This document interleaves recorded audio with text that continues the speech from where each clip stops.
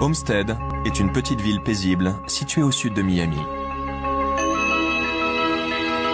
On y trouve l'un des édifices mégalithiques les plus mystérieux de l'époque moderne.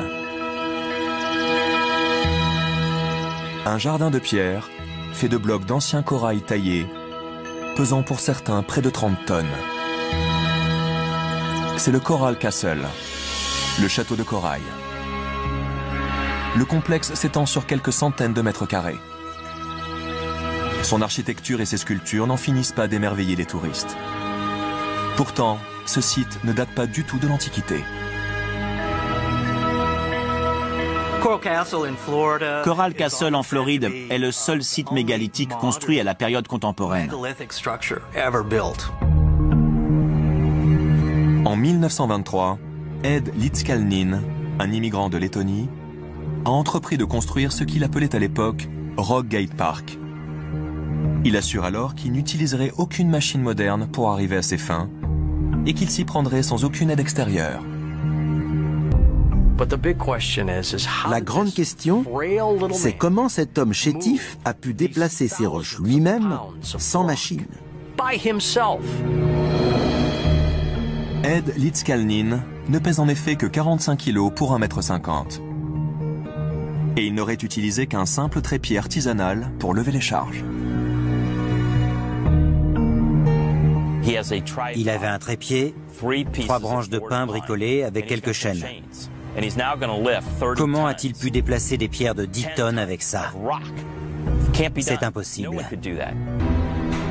Si l'on en croit les écrits qu'il a laissés derrière lui, il aurait découvert de quelle façon les bâtisseurs de pyramides pouvaient annuler la masse d'un objet. Mais que serait devenu cet appareil mystérieux capable de défier la gravitation universelle? Certains pensent qu'il se trouvait dans une étrange boîte noire, visible sur certaines photos. Une boîte qui, depuis la mort de son détenteur, a disparu. Personne n'a jamais vu la boîte noire que l'on aperçoit en haut de ce trépied. Elle s'est tout simplement volatilisée.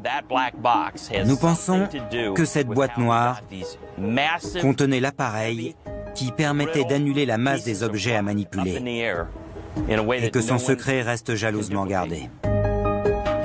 On a découvert un appareil magnétique dans l'une de ses autres propriétés qui exploitait la supraconduction. Ce qui est certain, c'est que cette boîte contenait un appareil plus perfectionné, capable de faire flotter toutes ces pierres dans les airs et de les assembler comme un puzzle.